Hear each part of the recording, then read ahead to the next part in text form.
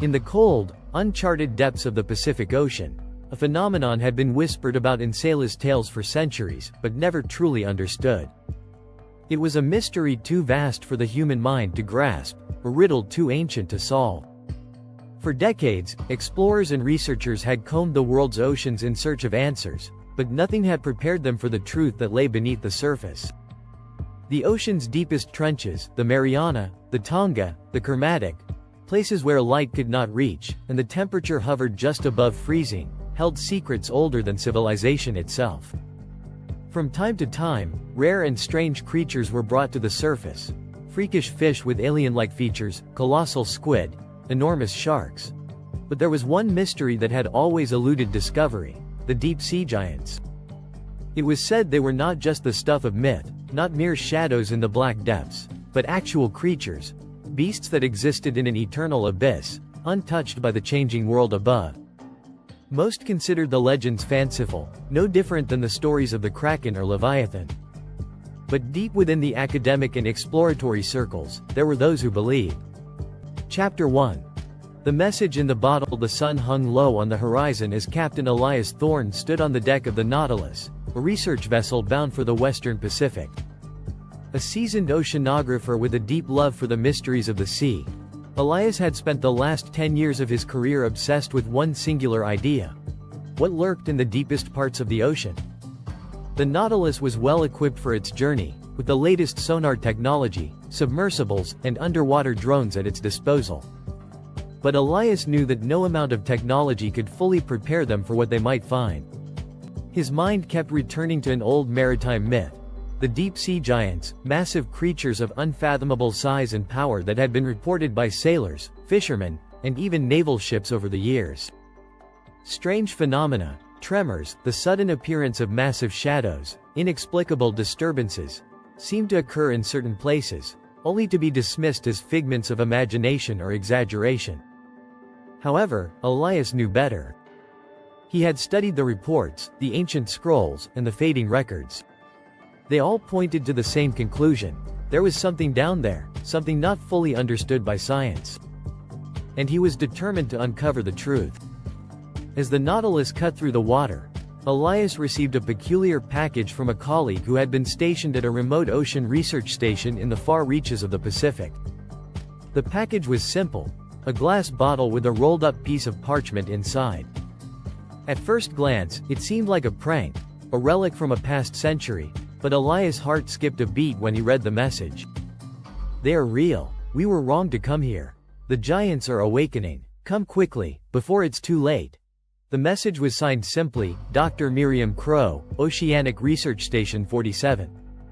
Dr. Miriam Crow had been one of the leading experts on deep-sea ecosystems, and her disappearance a year earlier had been shrouded in mystery. She had been conducting research in the very region that Elias was now heading toward, but there had been no word from her team since. The authorities assumed it was an accident, equipment failure, perhaps, or a mishap in the dangerous depths, but this message changed everything. Elias' resolve hardened. He knew that this was no coincidence. Miriam had found something important, and now she was in danger. The Nautilus would change course. His team would venture into the very heart of the Pacific, and they would uncover whatever was waiting beneath the dark, uncharted waters. Chapter 2. Descent into the abyss. Days later, the Nautilus arrived at the designated coordinates, the remote stretch of ocean near the Mariana Trench. The water was darker here, as if the ocean itself was holding its breath. The crew was nervous, despite their experience.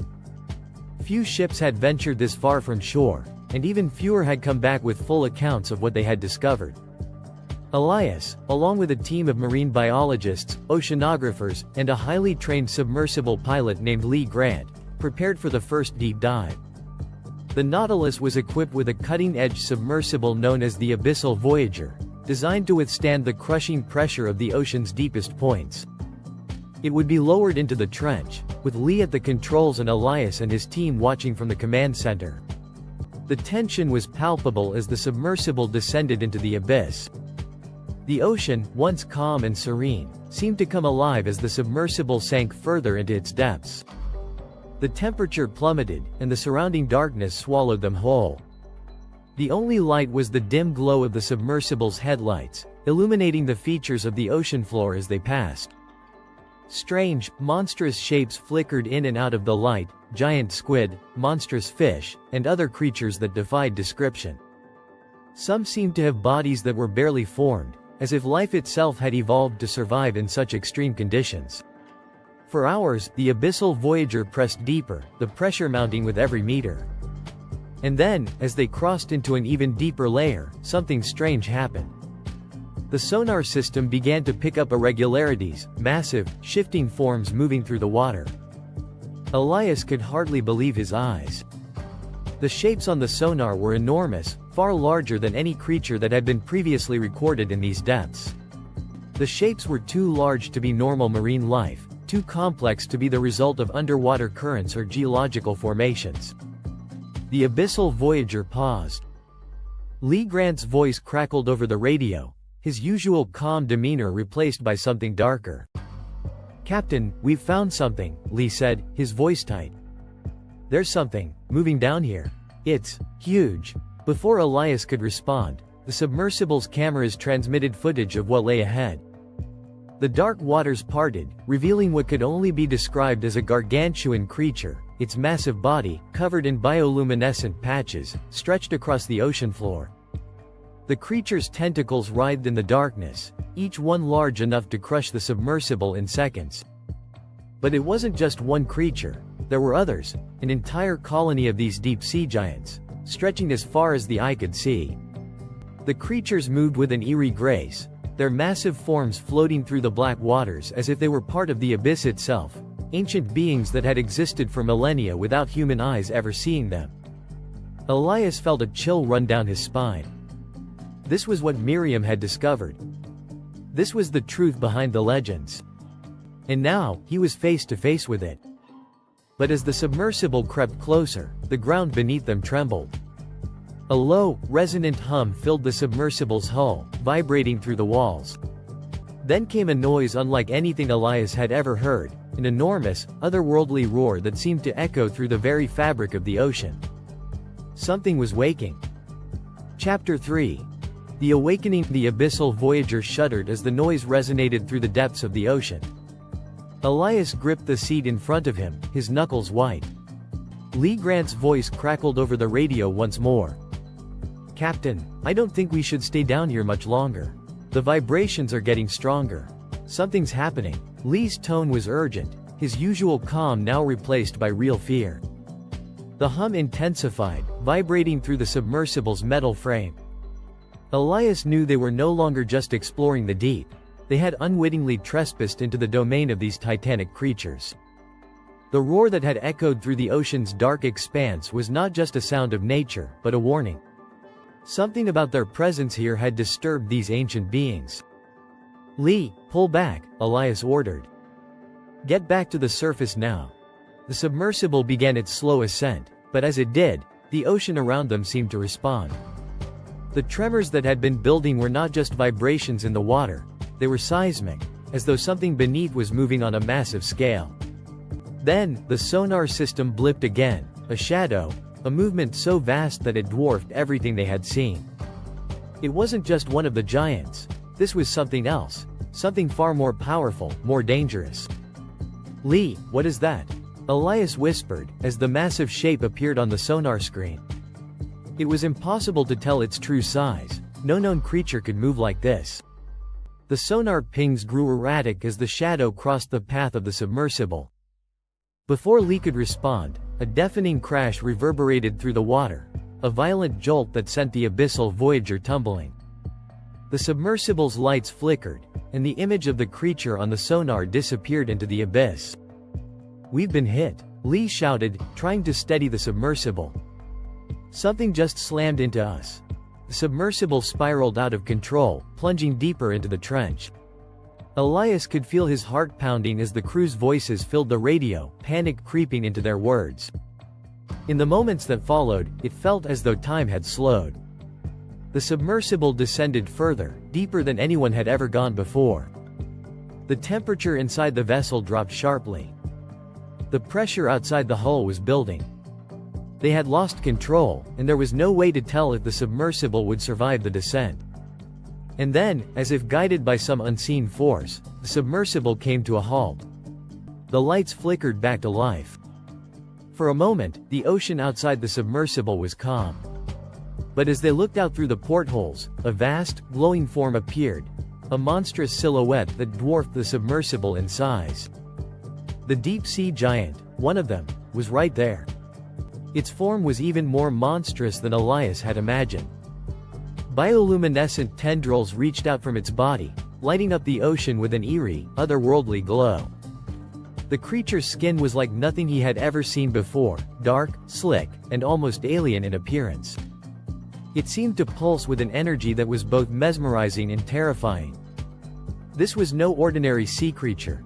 This was a being that had existed in isolation for centuries, if not millennia. Elias could only watch, his breath shallow as he tried to comprehend the enormity of what was before them. The creature's massive eye, as large as the submersible itself, turned toward them. It blinked once, and in that brief moment, Elias felt a deep sense of connection, as if the creature was somehow aware of their presence, and of their intrusion. Suddenly, a booming noise filled the vessel's hull, a sound that seemed to emanate from deep within the ocean itself. The creature stirred, its glowing tendrils flailing in a frenzy. The abyssal voyager shook violently, almost as if the creature was aware of the submersible's fragile presence. Without warning, a series of horrifying, reverberating rumbles rippled through the ocean floor. The deep-sea giant released a screeching cry that echoed throughout the submersible's hull. "Lee, get us out of here. Now!" Elias screamed, his voice filled with urgency. The submersible's thrusters roared to life, but the movements of the creature were swift, too swift. As they ascended, the water around them seemed to darken, as if the ocean itself was closing in. A shadow loomed overhead, and Elias's heart raced as he realized that more of the creatures were approaching. Chapter 4. The traps of the abyss. The submersible rocketed toward the surface, its engines screaming against the pressure, but the path was anything but clear. Behind them, the deep-sea giants followed, their immense bodies cutting through the water with terrifying speed. Despite the submersible's advanced technology, the creature seemed almost sentient, tracking the vessel's movements with an uncanny precision. Elias's thoughts raced as they ascended, the tension rising with every passing second. He had spent years studying marine biology, but nothing in his training had prepared him for the existence of these creatures. And yet, he was sure they weren't just mindless beasts. They were intelligent, purposeful, perhaps even ancient guardians of the deep, designed to remain hidden from the human world. "Captain, they're gaining on us," Lee's voice cracked over the intercom. "We need to accelerate." But even as the abyssal voyager surged upward, the ocean around them seemed to close in. More rumblings emanated from the abyss, shaking the submersible. Elias's mind raced. This wasn't just about surviving a close call with one of these monsters, this was a warning. The giants weren't just reacting to their presence, they were protecting something. Something deeper in the ocean, something that had been hidden for centuries, perhaps even longer. "We need to go deeper," Elias muttered under his breath. "We need to find out what they're guarding." Lee didn't respond immediately, but Elias could sense his hesitation. "You mean go back down there? Into the heart of the trench?" Elias nodded grimly. "Yes. If we don't, we'll never know what triggered them. And we can't leave here without answers." The submersible slowed its ascent, and for a moment, the creatures retreated. But Elias knew it was only temporary. Whatever force had awoken these giants was far beyond anything they had imagined. There was something deeper, something that had disturbed their ancient guardians. With resolve in his heart, Elias made the decision. "Prepare for another descent, Lee. This time, we're going deeper than ever before." The submersible turned slowly, heading back toward the abyss. They were about to uncover the truth behind the deep-sea giants. Chapter 5. The Forgotten City. As the submersible descended once more, Elias's thoughts turned to the message from Dr. Miriam Crow. She had spoken of something awakening, a force in the deep that had slumbered for ages. But what could it be? The giants had to be the guardians of something vast and ancient, something far more powerful than they were. Soon, they were approaching an area of the trench that had never been fully explored. The ocean around them was thick with an unnatural fog, as if the water itself was hiding something. Elias's heart raced, his fingers tied on the controls as the abyssal voyager passed into the darkness. And then, like a ghost rising from the depths, they saw it, a city. Not a natural formation, but something entirely alien. Towering stone structures rose from the ocean floor, their surfaces encrusted with barnacles and coral, but unmistakably crafted. The eerie glow of bioluminescence illuminated the ruins, revealing vast, monolithic statues that towered above the submersible. The city was ancient, older than any civilization known to man. But it was not just a city. It was a forgotten kingdom, long abandoned, and yet it was still alive in a sense, pulsing with the energy of the deep-sea giants that guarded it. This can't be real, Lee breathed, his voice tinged with awe. Elias could only stare, his mind reeling. This was the heart of the mystery, the force that had awoken the giants. The city wasn't just a place, it was a tomb, a temple, or perhaps a prison. Whatever it was, it had been hidden here for a reason. And now, Elias and his team were about to discover why. Chapter 6. The Awakening of the Gods. As the submersible hovered near the ruins, a deep, resonant hum filled the water. It was as if the city itself was awakening, its dormant power stirring after centuries of silence. The deep-sea giants were not just guardians, they were protectors of this place, ensuring that no one could enter its depths. Elias could feel the tension in the air as they navigated through the city's crumbling streets. The walls of the buildings seemed to pulse, their surfaces etched with symbols that defied understanding. It was clear now that this was no ordinary civilization. It was something far older, something that had existed before the rise of any known empire. Then, from the heart of the city, a massive structure loomed, a temple, its entrance wide and dark. The hum emanated from deep within, as if the very core of the city was alive. Elias knew what he had to do. He steered the submersible toward the temple's entrance, ready to face whatever lay within. But as they neared, something moved in the darkness, a shadow, larger than any creature they had seen before, emerging from the depths of the temple. The true mystery of the deep-sea giants was about to be revealed. Chapter 7. The Temple of Silence. The abyssal voyager crept forward, its hull scraping against the ancient stone of the temple's entrance. The massive structure loomed ahead, towering over them like a forgotten monolith, its intricately carved walls half submerged in the ocean's depths. Elias felt the air inside the submersible grow tense, the quiet hum of the submersible's engines cutting through the eerie silence that seemed to permeate the city. "Captain," Lee's voice came through the radio, shaky but determined, "I'm picking up something, movement." Something inside. Elias's heart skipped a beat. The temple had been untouched for millennia, hidden beneath layers of history and ocean, but now it seemed as though something inside was waking. "Keep the lights on it. Let's move slowly. I don't know what we're dealing with yet, but we're about to find out." The submersible inched forward, passing through the grand stone doorway into the vast temple's interior. Inside, the water was murky, filled with remnants of an ancient time, cracked statues, broken columns, and strange carvings in an unknown language that seemed to shimmer under the glow of their bioluminescent lights. The atmosphere in the submersible was heavy, the tension palpable. There was a profound sense of discovery here, but also of danger, something deep and primal that warned of the grave consequences of trespassing into this sacred place. As they moved deeper into the temple, the sound of their approach echoed ominously through the water, magnified by the vast emptiness around them. The further they went, the colder the water became, and soon, they reached what appeared to be the heart of the temple, a cavernous chamber that stretched farther than the lights could reach.